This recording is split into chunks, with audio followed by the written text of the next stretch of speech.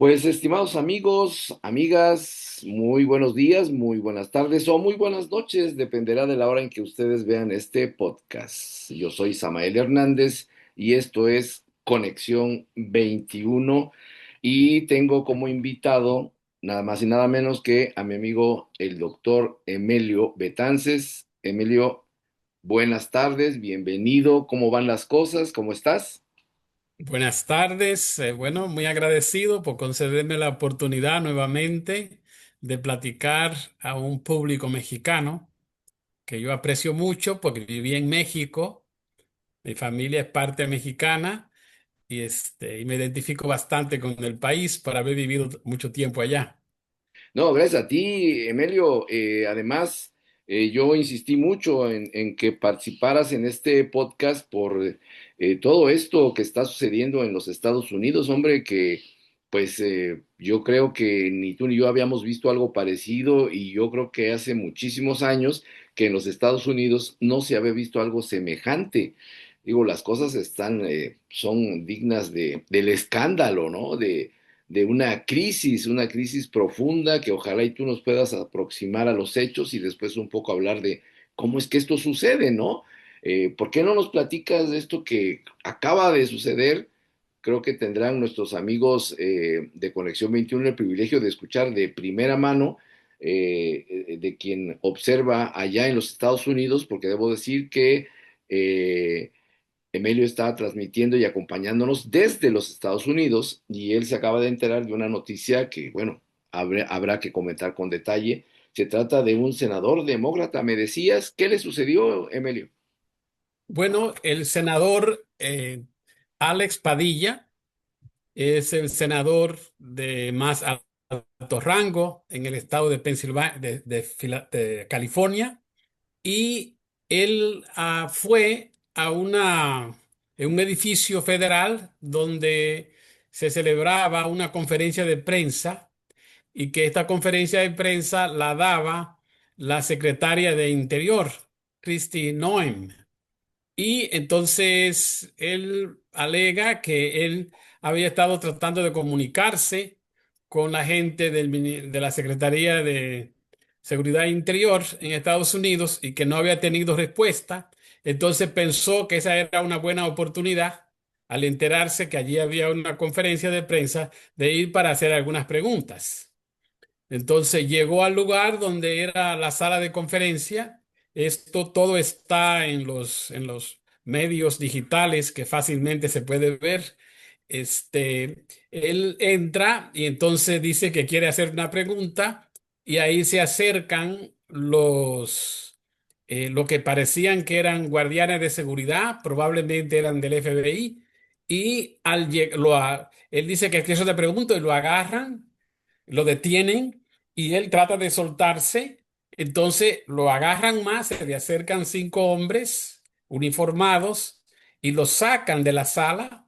Y en el pasillo, como podrá ver la gente que le interese en los YouTubes y en los medios, podrán ver que lo tiran al suelo y se suben encima de él y le cogen los brazos y los atan, le ponen esposas.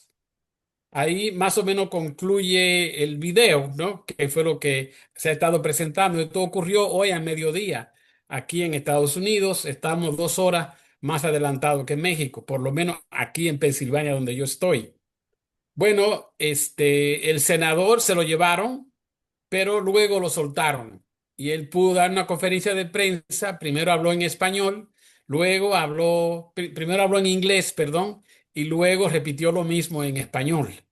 Entonces, lo que los observadores vemos es de que esto se lleva a una crisis institucional en Estados Unidos, una crisis del sistema político, porque no hay precedentes de que un senador nacional sea tratado de esa manera. Todo a la cuestión del rango que tiene y bueno, representando a un estado tan importante como California, que si fuera un país, California sería la cuarta economía del mundo. O sea, no estamos hablando de cualquier estado, ¿ves? Bueno, este arresto de la o detención del senador se produce en el contexto de los acontecimientos que vienen dándose desde hace una semana, desde el viernes, sábado de la semana pasada, ¿no? En la cual han habido manifestaciones eh, en un área de la ciudad de Los Ángeles. Es una ciudad de 12 millones de habitantes, estamos hablando de una gran ciudad, ¿no? Que tiene una y parte importante de inmigración mexicana, ¿no? Es la ciudad de los chicanos, por decir, ¿no? Hay una gran población mexicana, bueno, que eso viene desde antes de que California sea parte de Estados Unidos. Ya Los Ángeles existía como ciudad antes de que Estados Unidos arrebatara más de la mitad del territorio mexicano, ¿no? Esas son cosas que hay que tenerla en cuenta, ¿no? Por eso hay tantos mexicanos o gente de ascendencia mexicana en Los Ángeles, ¿no? Entonces, hubo estas manifestaciones pacíficas, ¿no? Pero también, como tú sabes, en las manifestaciones a veces se meten gente extrañas. Uno no sabe si se han infiltrado o no, provocadores. Incendiaron algunos autos, incluso un auto de la policía fue incendiado, ¿no? Entonces, esto causó en los medios, se puso por todas partes y cada día iba incrementándose más el apoyo a estas manifestaciones que eran contra las acciones de la policía migratoria en Estados Unidos, que ha estado, ¿verdad?, procurando arrestar a las personas indocumentadas. En Estados Unidos hay alrededor de 12 millones de personas indocumentadas, 11, 12 millones. Y de eso, alrededor de unos 5 millones son mexicanos. Entonces, y muchos de ellos viven en Los Ángeles, viven en Texas, viven en Chicago, ¿no? En Chicago se calcula que hay por lo menos 1 millón, pero hay mucho más en Los Ángeles, que es una ciudad donde los denominadas minorías son la mayoría en esa ciudad y lo mismo en el estado de California, ¿no? Entonces, esos arrestos que hubo llevaron a una repulsa. Entonces comenzó a aumentar el número de gente que se manifestaba contra, contra los ataques a los inmigrantes, ¿no? Entonces eso llevó a que, sin pedir permiso al gobernador del estado, Gavin Newsom, sin pedir permiso, el gobierno federal envió la Guardia Nacional de California, la activó la Guardia Nacional de California por el gobierno federal, o sea, federalizó la Guardia. Y esto no está permitido según las leyes de Estados Unidos. Las guardias nacionales son presididas por los gobernadores, no por el gobierno federal. ¿Verdad? Entonces, el gobernador no fue consultado para ese tipo de medida, lo que llevó a que el gobernador hablara y denunciara que se estaba violando la constitución de la República, ¿no? Bueno, la pronunciamiento del gobernador, continuaron, él continuó hablando de esto, de que se estaba violando la constitución al hacer esto. Entonces, ese arribo de la Guardia Nacional realmente no tuvo mucha participación porque lo que estuvieron fue realmente protegiendo edificios federales. Y otro problema que hubo, que fue todo muy ineficiente la operación, porque no había lugar para ellos para dormir. En las redes sociales han aparecido fotos donde están todos uno encima de otros, durmiendo, porque no tenían a dónde quedarse. No había un operativo bien concertado de cómo usar la Guardia Nacional. Mientras tanto, las protestas continúan. Hay bloqueos de avenidas, bloqueos de ejes viales en la ciudad. Tú sabes que es la ciudad de los ejes viales, Los Ángeles. Y entonces, en ese contexto, el secretario nacional de Defensa, Pete Hegseth, habla de traer 500 marinos para ir a ocupar la ciudad y asistir a la Guardia Nacional y a la policía del estado, que según el gobierno federal han sido unos incapaces. Ha acusado al gobernador y también a la jefa de gobierno de la ciudad de Los Ángeles de ser incapaces. Bueno, la cosa es que todo el asunto se ha complicado más, por la cuestión de la violación de la ley en el sentido de enviar la Guardia Nacional sin haber consultado al gobernador de California. Entonces, el gobernador de California preparó con su personal una demanda contra el presidente Trump. Bueno, hoy día se da este asunto de la detención violenta del senador Alex Padilla, y esto nos pone aquí en Estados Unidos en una crisis constitucional, una crisis de la democracia en Estados Unidos.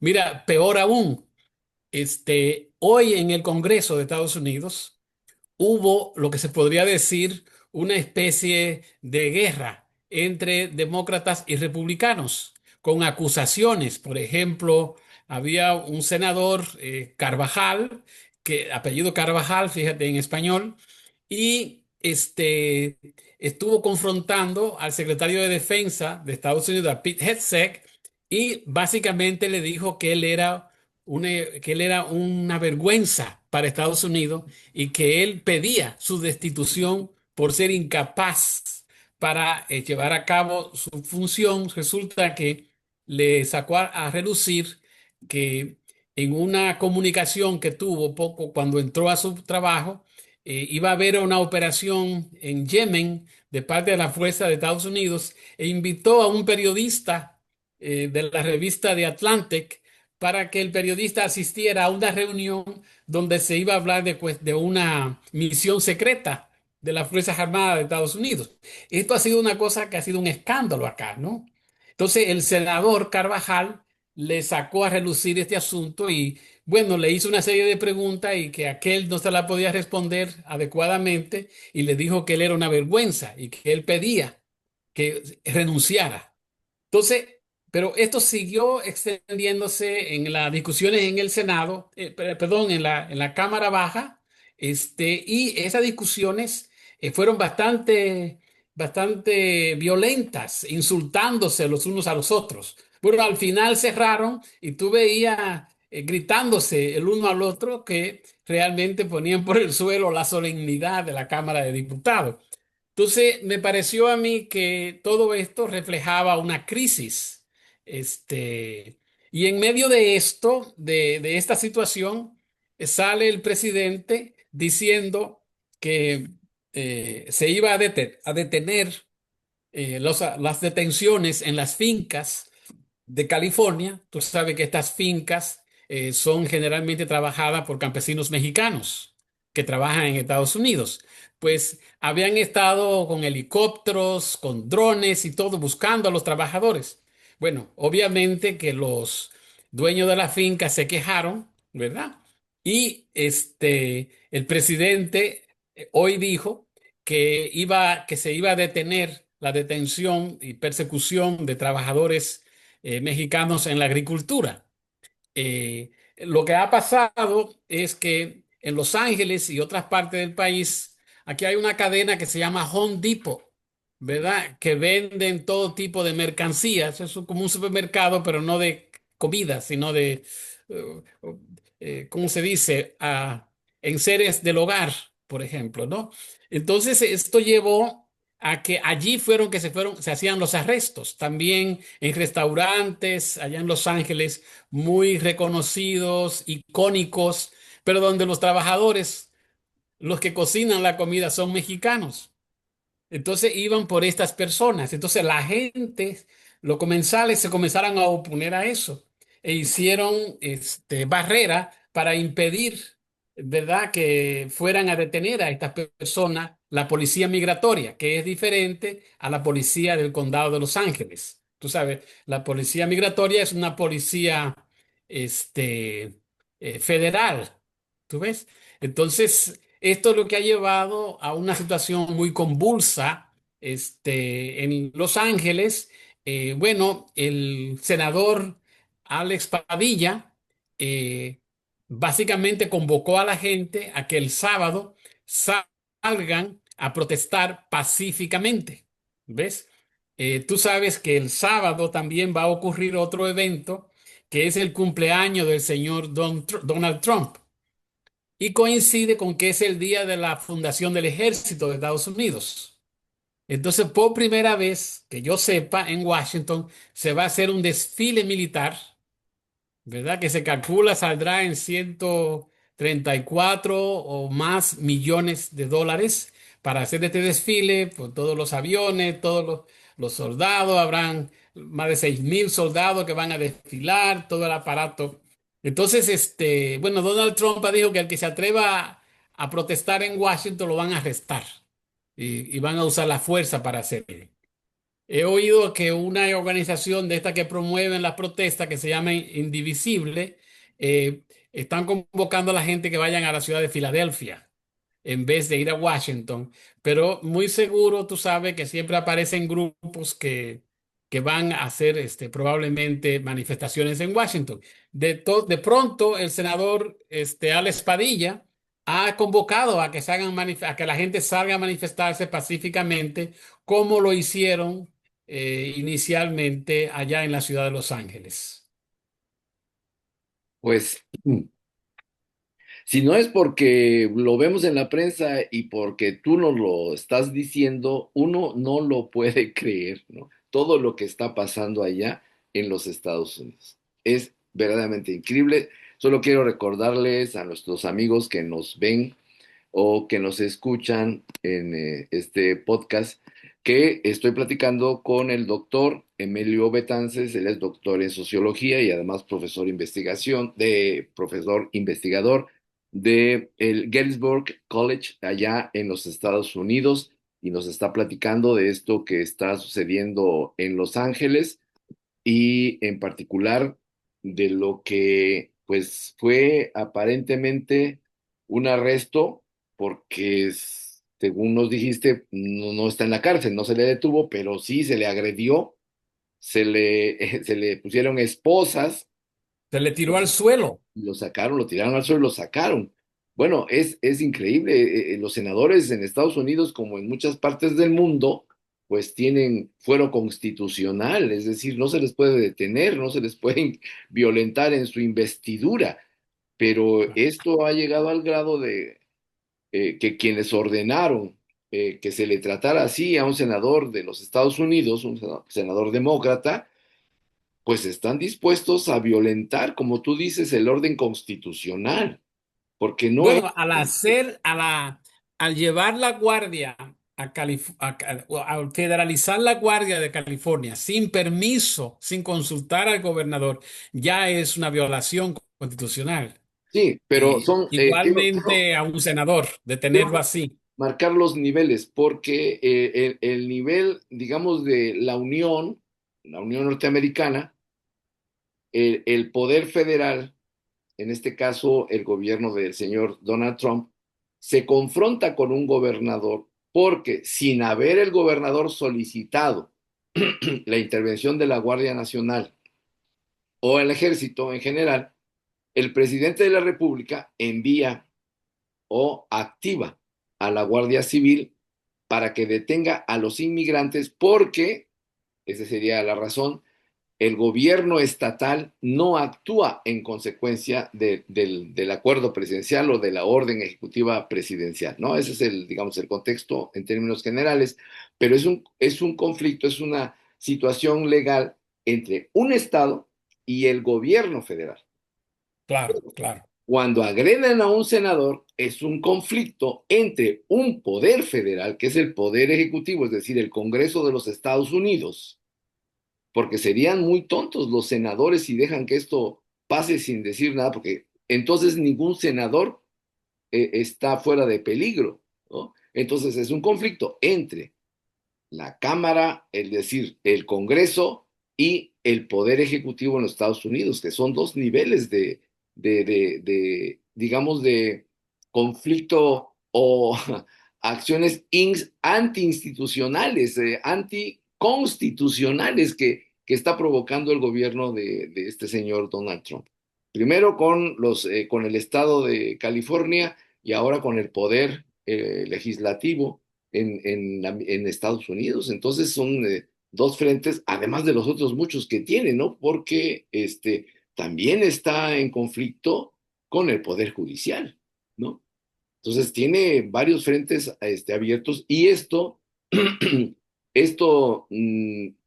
voy a usar una figura que a lo mejor no les guste mucho a algunos porque quizás exagero, pero vale la pena. Esto de perseguir a los migrantes de esa manera, recuerda aquella noche de los cuchillos largos en Alemania, en esa Alemania del nacionalsocialismo, ¿no? De cómo se Claro. perseguía a los judíos y ahora los paganos son los migrantes y particularmente los latinos y muy en especial los mexicanos.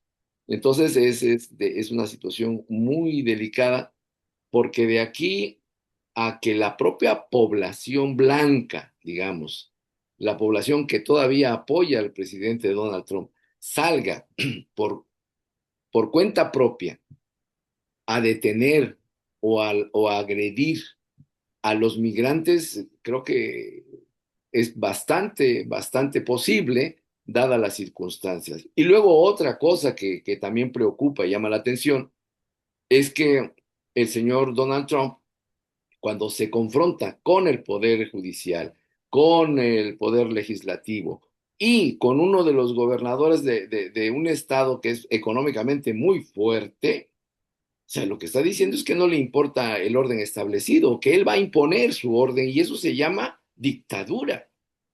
Entonces, bueno, de facto es una, digamos que formalmente Estados Unidos sigue siendo una democracia, pero su presidente se comporta como un dictador. Y esto es muy peligroso porque además le han criticado mucho que el desfile militar se haga cuando él cumple años. Y eso la prensa lo ha asociado con lo que hacen los dictadores, ¿no? Es decir, se paran en el balcón y marchan las fuerzas militares para honrarlo por un lado y para demostrar que es la fuerza de las armas, no las leyes, la que está en vigor. Todo ese conjunto de cosas que son simbólicas, insisto, pero que conviene tener como referencia, quizás nos permitan pues ahondar un poco más en algunos aspectos que resulten de interés para describir con la mayor objetividad posible, hasta donde es posible ser objetivos, pues lo que está sucediendo en ese país del norte, que además, en medio de una situación internacional que no está nada agradable. No es una situación internacional que podríamos decir, bueno, pues en lo que Estados Unidos arregla sus conflictos dentro de los Estados Unidos, el mundo sigue su marcha. No, porque la política de este señor Donald Trump también tiene repercusiones internacionales. Entonces, todo se vuelve muy complejo y muestra un mundo muy inestable. ¿Tú qué opinas al respecto? Mira, quisiera plantear dos cosas. Una es el tema de la democracia y la otra es el tema eh, de la economía. Este, Vamos a comenzar con lo de la democracia, ¿no? Sí, por favor, adelante. Con el tema de la democracia, para explicarle a tu público, voy a utilizar un concepto que desarrolló el politólogo argentino Guillermo O'Donnell. El concepto es democracia delegativa. En Estados Unidos ha habido una democracia delegativa, es decir, es una democracia en la cual eh, un candidato es electo por 4 años, ¿verdad?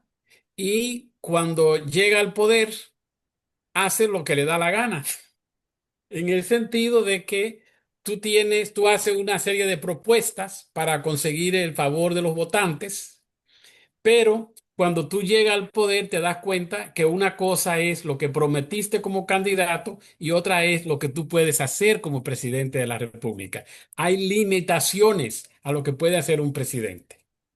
En el caso de Estados Unidos, siento que estamos pasando de una democracia delegativa a una democracia autoritaria, ¿verdad? en la que el gobernante quiere exceder una de las limitaciones que se tiene en la democracia delegativa. La democracia delegativa pone una limitación que tú puedes estar en tu puesto por un periodo determinado. En el caso de Estados Unidos, 4 años. La tendencia que parece fortalecerse aquí, aunque Donald Trump ha dicho que él no está interesado en, en reelegirse, ¿verdad? La tendencia que se aprecia es que los elementos de autoritarismo van cambiando de una democracia delegativa a una democracia autoritaria, ¿verdad? Donde se limita el poder del Congreso. En el caso del Congreso de Estados Unidos, es un Congreso que está mayoritariamente controlado por por los republicanos. Eso es importante, ¿no? Que el Congreso en ambas cámaras, aunque es muy pequeña la ventaja que se tiene en la Cámara Baja de 1%, de un voto nada más en la Cámara Baja, en la Cámara Alta tiene unos cuantos más votos, pero tiene el dominio. Y Donald Trump, como sabe la mayoría de las personas que nos escuchan, no es una persona que tiene una trayectoria de político. En Estados Unidos, las personas, los políticos, tienen cargos electivos antes de llegar a un cargo alto como presidente de la República, o han sido gobernadores de los estados, ¿verdad? O han sido senadores, generalmente lo que más se estila. En el caso de Donald Trump, él nunca tuvo una posición electa, él no fue electo a nada. Él lo que fue era una persona que estaba, su experiencia era en los bienes raíces, la inmobiliaria, por un lado, y de ser un showman, ¿no? De tener programas de espectáculo en la televisión, ¿no? Entonces, así fue que se dio a conocer con un programa que se llamaba El Aprendiz. Entonces, él allí mostraba su autoridad autoritaria, logró desarrollar un público y bueno, él maneja mucho esta cuestión de los medios. ¿Tú ves? Entonces, eso fue lo que le llevó a la presidencia y hay algunos que dicen que él tiene el control y manipula al Partido Republicano, que lo tiene secuestrado. Yo no estoy totalmente de acuerdo. Él está aplicando y promoviendo una serie de políticas que los republicanos históricamente han promovido.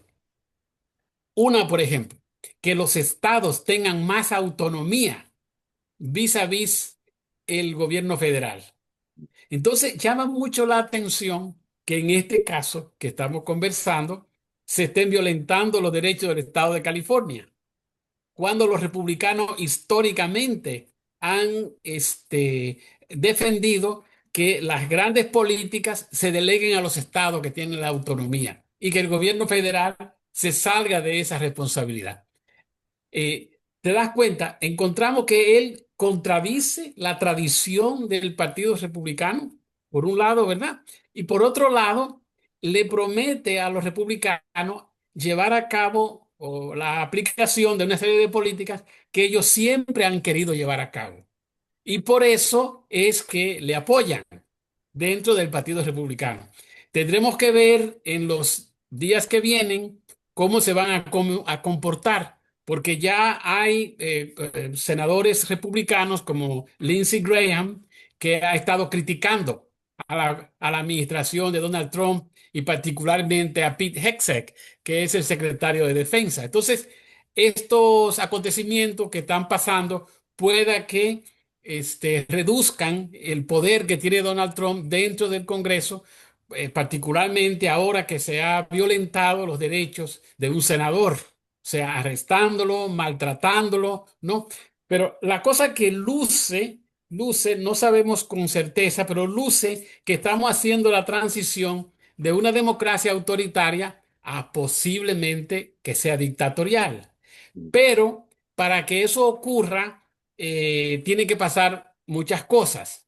Por ejemplo, el presidente tiene el control de la Suprema Corte de Justicia. Tiene 6 de 9 votos y eso le ayuda mucho para llevar a cabo su plan. Sin embargo, aquí este es un país grande, son 50 estados. la Suprema Corte de Justicia, la Suprema Corte, pero hay una serie de circuitos de judiciales, los cuales, en los cuales el Partido Republicano no tiene el control total. Tú sabes que aquí se eligen los jueces. Como ya en México se están eligiendo los jueces, es importante mencionar esto, que aquí en 43 estados se eligen los jueces. Pero contrariamente al caso de México, aquí los jueces están afiliados a un partido, o a jueces demócratas y jueces republicanos. Por lo que entiendo de México, los partidos no pudieron proponer en las últimas elecciones judiciales en México, proponer candidatos. Entonces, en ese sentido, yo siento que México está mucho más avanzado que lo que estamos acá. Por lo menos la propuesta que se ha iniciado en México es muy interesante. Pero de todas formas, aquí no tiene el presidente el control porque hay muchos jueces que fueron nombrados por demócratas o fueron electos por demócratas y no pueden tener ese control. Entonces ahí hay un muro de contención que podría detener la posibilidad de pasarse de una democracia autoritaria a una dictadura. O sea, todavía no hemos llegado allí y quiero señalar eso, ¿no? La otra cuestión es el tema de las Fuerzas Armadas. Aquí las Fuerzas Armadas son apolíticas. El problema es que se está politizando, se está introduciendo la política en las Fuerzas Armadas. Y en parte tiene que ver con haber nombrado a alguien como Pete Hegseth para ser secretario de Defensa, un señor que lo que era un comentarista en un programa de televisión de la compañía Fox News, que aquí le dicen el canal de Donald Trump. Él era un comentarista. Claro, tuvo experiencia de unos años en la Guardia Nacional, pero no es una persona que tiene la formación de entender cómo se maneja las Fuerzas Armadas norteamericanas. Tú sabes que Estados Unidos tiene 750 bases militares distribuidas en 80 países. ¿Te das cuenta? Eso no es cualquier cosa, ¿no? Son las Fuerzas Armadas más fuertes del mundo, ¿no? Estamos hablando de que Estados Unidos este, gasta más que casi todos los países más de la mitad de los países del mundo. Por ejemplo, Estados Unidos gasta unos 36% con relación a China, que gasta 12% en cuestiones militares. O sea, el presupuesto militar de Estados Unidos es una cosa gigantesca. Entonces, no politizar las Fuerzas Armadas no va a ser tan fácil. Tú ves, es un gran muro de contención que el mismo Pete Hegseth ni comprende la complejidad de las Fuerzas Armadas y su relación que hay. Por ahora obedecen, ¿no? Porque no tienen, van a participar en el desfile ese, pero las Fuerzas Armadas aquí constitucionalmente no pueden participar para reprimir la población. Fueron entrenadas para hacerlo en el exterior. Lo mismo que los marines, los infantes de marina, no están entrenados para lidiar con asuntos de policía. La misma Guardia Nacional no está entrenada para lidiar con asuntos de policía. Hay una diferencia muy grande entre lo que es un policía de una ciudad y lo que es un guardia nacional. Tienen funciones diferentes. Tú ves. Entonces, esos son escollos, son problemas que se enfrentarían en la gestión para poder pasar de una democracia autoritaria a una dictadura, porque hay gente que dice, oh, ya Estados Unidos es una dictadura.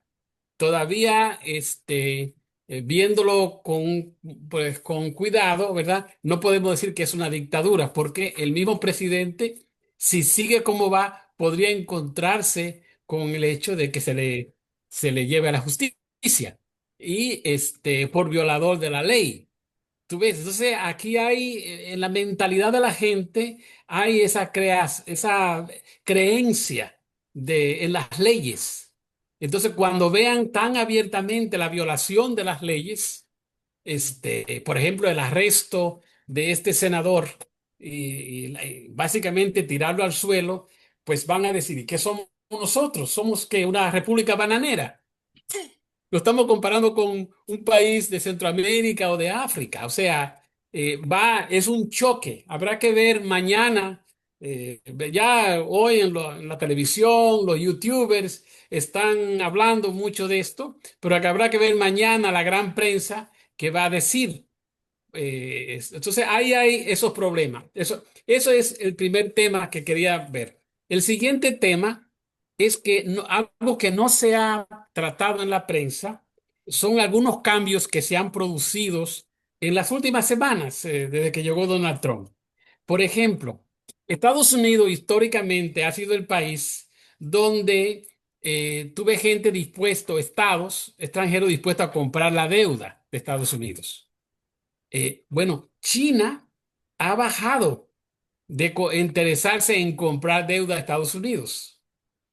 Ahora Estados Unidos ha puesto a la venta 119.000 millones de dólares. Ha puesto a la venta de deuda y no ha habido interés en comprarla. Eso es un problema. Bueno, hay otra cosa más interesante. En los últimos 4 días, el Banco Central, aquí le dicen Reserva Federal al Banco Central, ha emitido 43.600 millones de dólares. A esto le llaman flexibilización cuantitativa. Ujú, Flexibilización cuantitativa. O sea, esto quiere decir imprimir billetes, imprimir dinero para evitar un problema mayor, porque no se está comprando los bonos de Estados Unidos. Ese es un problema muy grave para Estados Unidos, que no se ha dicho nada en la prensa con relación a lo que ha pasado 4 días, de 4 días atrás, de que el Banco Central esté imprimiendo dinero para poder resolver el problema de la que no se está comprando los bonos. Entonces, el banco está comprando la deuda. ¿Me explico? sí, Esto es un problema, ¿no? Por ahora se ha mantenido la tasa de interés, el banco no la ha querido bajar, no la ha movido de ahí, ni ha subido ni nada, se ha mantenido ahí. De hecho, eso le ha causado problemas al gobernador del Banco Central, porque Donald Trump ha amenazado con despedirlo, porque no ha estado dispuesto a bajar la tasa. ujú, Entonces, él tiene un nombramiento que el presidente no lo puede quitar de ahí. ¿Tú ves? Ese es otro problema que hay aquí en el manejo de las instituciones. Entonces, hay otro tema con el asunto de a la economía que no se ha ventilado mucho en la prensa. Es que tú sabes que la política de Donald Trump busca, por lo menos eso se dice, a través de aumentar los aranceles, de que los capitales norteamericanos regresen. ¿Verdad? Es la idea de que regresen y que se reindustrialice el país. Ese es el tema que yo traté en el artículo que te mandé, de que sí, pensaba que habláramos, pero bueno, esa es la idea de reindustrializar el país. Pero mira, la semana pasada se anunció que la compañía Amazon se va de Estados Unidos sí, y se va a Dubái porque allí le ofrecen mejores condiciones en términos de impuestos y flexibilidad y estabilidad para manejar su negocio. sí, Eso no es cualquier cosa, es una de las empresas más grandes. Ahora se anuncia otra empresa grande, Boeing. Boeing anuncia que se va de Estados Unidos. sí, Entonces, estamos hablando de una de las empresas más importantes del país que tuvo un problema con los aviones que iba a vender a China, ¿verdad? sí, Y que los chinos dijeron que no se lo iban a comprar, entonces iban a perder esa venta y eso le creó un problema, como decimos en mi país, del gordo del brazo a la compañía, Boeing. Entonces, quiere decir que estos empresarios no se sienten, no tienen confianza. Entonces, tampoco hay confianza con la cuestión de la deuda de Estados Unidos. La moneda norteamericana dice, en Dios confío, sí, ¿verdad? Pero ahora se está viendo que no se puede confiar en la moneda norteamericana. Ese es un problema grave que quería, ¿verdad?, tratar, que son como lo que proporcionan el marco general, la cuestión de la situación económica, que cada día se pone más compleja, la inflación, a pesar de que se ha tenido de mantener tranquila, cuando uno va al supermercado a comprar, por ejemplo, mira, ayer yo fui a una tienda a comprar unas tartas francesas que me gustan y que yo siempre pagaba $4 por cada tarta. Ahora valen $6. Estamos hablando de un pancito dulce que va de $4 a $6. Los aguacates chiquiticos te valen 89 centavos de dólar. O Sí. sea, estamos hablando que eso te valían 40, 50 centavos. Entonces, cuando tú ves las cosas que te va subiendo así tanto, eso comienza a afectar los bolsillos de la gente. Entonces, ahí vamos que esta gente maga que apoya a Trump ha comenzado a descender en su apoyo. Hoy, una de las encuestas que vi que era que tenía 38%.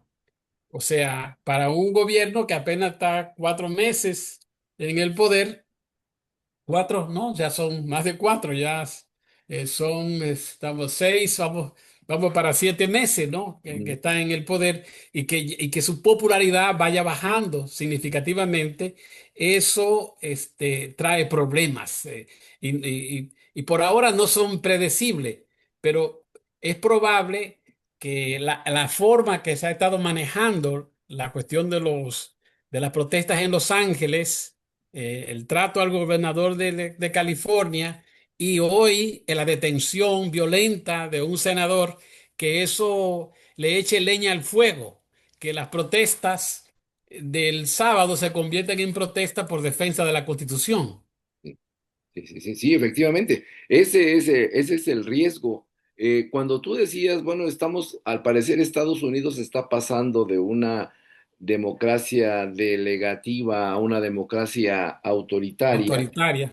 digamos que un régimen que se puede ir construyendo como autoritario debería tener márgenes estrechos en la medida en que prevalece pues el Estado de Derecho, es decir, en la medida en que prevalecen las leyes, ¿no? Se respeta la Constitución. La Constitución sería el marco que acotaría esta democracia autoritaria, como le has llamado tú. El problema surge cuando se observa que el Poder Ejecutivo parece no responder a los límites que establece la Constitución. Y ahí se empiezan a prender los focos rojos. Por eso va a ser muy interesante ver cómo responde el poder, la Cámara, el poder legislativo, el Congreso en Estados Unidos, cómo responde el poder judicial, los jueces en Estados Unidos, frente a las acciones jurídicas que van a tomar, por un lado, el gobernador de California, y por otro lado, seguramente las acciones que el propio senador o sus correligionarios, el propio senador Alex Padilla o sus correligionarios, o ambos, tomen para defender precisamente la Constitución. Entonces ya veremos qué es lo que va a ocurrir. Pero, como platicábamos fuera de cámaras, eh, ¿cuál es la raíz de esto? ¿Cómo es que Estados Unidos llegó a esta situación? Yo creo que requerirá de un podcast o algunos, ¿no? Porque el tema es bastante complicado. Y yo te quiero invitar para que en un próximo programa, en un próximo podcast, pudieras platicarnos un poquito hacia allá, a las raíces de todo esto, ¿no? Y poder entender cuáles son las limitaciones o los peligros o las amenazas que se ciernen no solo sobre Estados Unidos, sino sobre México y el mundo, porque efectivamente lo que haga Estados Unidos afecta al mundo. Y en esas estamos. Tenemos, mi querido Emelio, 10 minutos más. Me gustaría que los aprovecháramos para que pudieras profundizar en algún otro tema, bueno, en la medida de lo posible, pues son 10 minutos, para ir cerrando el programa. Lo que yo, así para ir cerrando brevemente, quería mencionar es el tema de cómo fue que se eligió a Donald Trump. ¿Por qué la gente votó por Donald Trump? Porque él ganó las elecciones, ¿no? No fue con un amplio margen, pero las ganó. Hubo una gran abstención, lo cual le permitió a él poder apoderarse de la Casa Blanca a través de las elecciones. Pero la pregunta es, ¿por qué la gente vota por Donald Trump? Este, mira, lo que encontramos es que quizás particularmente desde la crisis que hubo en 2007-2008. Esa fue una crisis importante financiera aquí en Estados Unidos que se inició eh, con los préstamos que se daban a las personas a una tasa baja para inducirlo a comprar. Y entonces eso llevó a que mucha de esta gente no tenían para pagar las hipotecas. Entonces los bancos le pararon cogiéndole la casa que tenía. Fue una política de despojo enorme de parte de los bancos de, de quitarle el dinero a la gente, porque tú le das un préstamo a una gente que no tiene con qué pagarlo, es básicamente una forma de despojarlo de lo poco que tiene. Entonces, ese es un problema que fue muy significativo aquí en Estados Unidos, que afectó a muchas personas. Para decirte que muchas instituciones privadas perdieron mucho dinero. La institución en que yo trabajo, que es una institución privada, perdió 30 millones. Tú sabes, y es bastante dinero del fondo que tú tengas, ¿no? Entonces, esto fue un problema.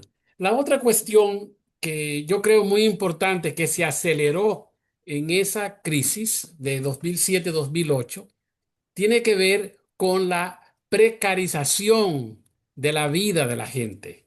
O sea, los servicios de salud descendieron, ¿verdad? Los servicios, los empleos se hicieron cada vez más precarios. Entonces, hay que pensar solamente que en Estados Unidos el mínimo de salario federal son $7.25. Y con $7.25 no es gran cosa que tú no te puedes sostener con el salario mínimo acá. El salario mínimo federal. Y después cuando tú ves la capa pequeña que hay sobre el 7.25, los que ganan 8, los que ganan 9, los que ganan 10, es todavía un salario extremadamente bajo. ¿Ves? Esto ha llevado a que en Estados Unidos estamos hablando de que hay un 12% de la población bajo el umbral de la pobreza. 12%. De 234 millones que hay en el país, estamos hablando de 36 millones de pobres. Eso es bastante significativo. Ahora, estas personas que se han visto empobrecerse a nivel nacional, ¿no? ¿Cómo responden? ¿Por qué votan por Trump? Bueno, él viene y primeramente hace una especie de política que promete estar contra el aborto. Ay, ay. ¿No? Te escucho bien y te veo bien. Sí, bueno, yo no te veo, pero bueno, voy a seguir hablando, Sí, para no interrumpir. Apoya el aborto y entonces consigue el apoyo de de los evangélicos aquí en Estados Unidos. sí. Los evangélicos, lo que llamamos el cristianismo fundamentalista, es muy importante. Esas personas que a veces son de clase media, a veces son de los empobrecidos, ¿no? Ven en Donald Trump como una posibilidad de salir de la pobreza. Los otros son los denominados supremacistas blancos, que son aquellos trabajadores, obreros, que han tenido han visto su nivel de vida bajar significativamente. Entonces viene Donald Trump y le dice, no, nosotros lo vamos a regresar a una época dorada. Vamos a traer a los capitalistas norteamericanos a invertir nuevamente en nuestro país y vamos a hacer el país grande de nuevo, ¿no? Entonces, mucha de esta gente que se vio empobrecida, particularmente a partir de 2007-2008, que vio su situación económica deteriorarse y que todavía se deterioró más en el contexto de la pandemia que ocurre en el 2020-21. Esto creó graves problemas aquí en Estados Unidos, no solamente problemas económicos, sino también problemas de trastornos mentales, salud mental, o sea, creó una serie de problemas, lo empeoró.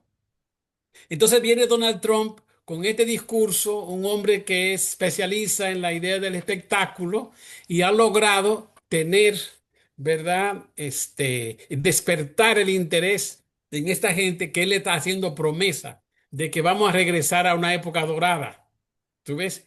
Otra cuestión, otro tema importante es que aquí en Estados Unidos, en los últimos 15, 20 años, se ha dado está surgiendo una nueva cultura que le llaman cultura woke, WOKE.